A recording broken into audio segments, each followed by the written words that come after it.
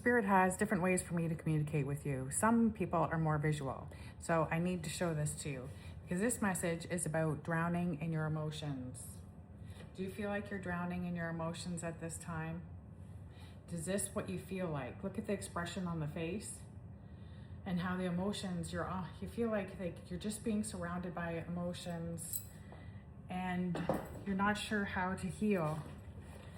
This has got to do with patterns even that you were raised with as a child. We're going to take a message out of my Flip and Heal, an alternative to an oracle card deck. This is Love Heals Everything, Flip and Heal. There's a message for you here today. There's something I need to tell. Okay, here we are. I can't make this up. I didn't put my inverter on, but this is inner child, all right? So this is about an inner child healing. You must have felt like you've been drowning from issues that happened as a kid. Everyone has experienced trauma at some point in their life. When you hear the words inner child, images often come to your mind. You at a certain age holding a memory, a feeling, or a moment in time. Now imagine gently holding that younger version of yourself. Picture wrapping them in your arms, filling them with unconditional love. Whisper to them that you made it through. Tell them that you're safe now. Tell them everything is going to be okay. As you do this, notice the peace you create within yourself. The reflection for this card is take a moment to reflect how you felt as a child. Allow the emotions to surface without judgment. Feel them, acknowledge them, and then gently release them.